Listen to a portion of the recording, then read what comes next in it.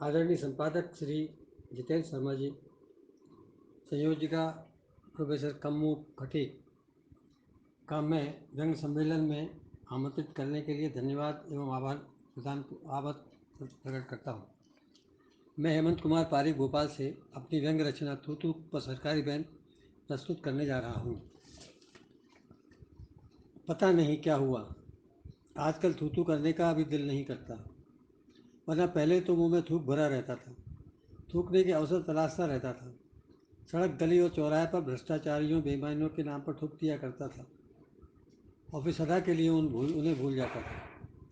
बस एक पान खाया और पिच पिच थूथू के बहाने अपने अंदर का सारा गुबार और गुस्सा निकाल देता था। मन शांत हो जाता था, पर अब हर सांस के साथ घोटाले उजागर हो रहे हैं। बोफोर्स के लिए इतना कितना थूका था कि थूक थूक के थक गया, लेकिन हुआ क्या? वही ढाक के 3 पात। मुंह दर्द करने लगा। 2G और 3G के लिए घड़ी घड़ी चाय पान के ठेलों पर थूक विसर्जित किया था मैंने। मेरे सहयोगी भी पीछे नहीं थे। सुबह ऑफिस पहुंचते ही कहते, मुन्नू भाई चलिए, आज हमारी तरफ से पान हो जाए। यह सिलसिला बहुत दिनों तक चला। कभी कभी सूखा थाकी में हम अपने बास को भी शामिल कर लेते थे। मैं भी थूकने के लिए के बाद हल्का हो जाता था, पर अंदर की बात कुछ और थी। वह खुद चाहता था कि किसी ऐसे घोटाले में शामिल हो जिसमें उसका नाम घसीटा जाए और ऑफिस के लोग उस पर थूकें। पर हाय री किस्मत, उसे ऐसा मौका कभी नहीं मिला। सरकार ने उसे इतना हाई प्रोफाइल बनने ही नहीं दिया। इसका अफसोस उसे रिटायरमेंट तक रहा। वह यह सत्य जान गया था कि आज के ज़माने में थूका थाकी से आदमी का कद और बढ़ जाता है, और सबसे ज़्यादा पीड़ा उसे तब हुई जब वह रिटायर हो गया। अब बोफोर्स का मामला अदालत में लटका रहा। अपनी नौकरी के आखिरी दिन वह तहस में बोला था, बोफोर्स जलेबी हो गया। और उस दिन तक उसे अपनी असफलता का मलाल रहा कि उसे कुछ ऐसा करना चाहिए था। यह बात हमें बहुत बाद में पता चली। अभी हाल ही में वह मिला था। उसके सुंदर मुखड़े पर झुर्रियाँ खेल रही थी और जबड़े के 2 दांत टूट चुके थे। मिलते ही बोला, मन्नू भाई, बोफोर्स का जिन्न फिर से बाहर आ गया है। कितने किस्मत वाले हैं वे लोग। मैंने कहा, सर, लेकिन बेशर्मी की हद हो रही है आजकल।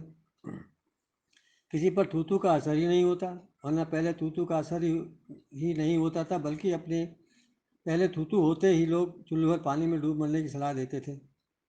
आपको पता नहीं, थूथू पर सरकार बैन लगा रही है। जनता के पास केवल यही हथियार बचा था अपना आक्रोश जताने का, वह भी छीन रही है सरकार। अब से पान ठेलों के पास आचार संहिता होगी। पान उसी को दिया जाएगा जिसे थूथू की आदत नहीं होगी। पान खाने के लिए एफिडेविट लगेगा। माननीयों की इज्जत का सवाल है, इसलिए ऑफिस में ऐसे लोगों की सूची होगी जो पान खाते हैं। पान खाकर थूथू करने और नहीं करने वालों के नाम होंगे, और यह भी कि पान खाने वाले कितनी दफ़े पान खाते हैं, कितनी दफ़े थूथू करते हैं और किस किस पर थूथू करते हैं। इससे पान वाले भी नहीं बचे हैं। पान पर आसनिंग होने वाली है। एक दिन में कौन सा पान कितना चलेगा? लाल पीक वाले पान का कोटा बहुत कम होगा और पान वाले को हर पान का हिसाब रखना पड़ेगा। सरकार की तरफ से हर महीने पान की ऑडिट होगी। भूतपूर्व बास हंस पड़ा। उसके मुंह में सामने के 2 दांतों का बना गैप अंधेरे गलियारे के माफिक लग रहा था। वह बोला, सोच लो, मेरे टाइम पर तुम्हें कितनी आज़ादी थी। मन माफिक हर कहीं थूक लिया करते थे।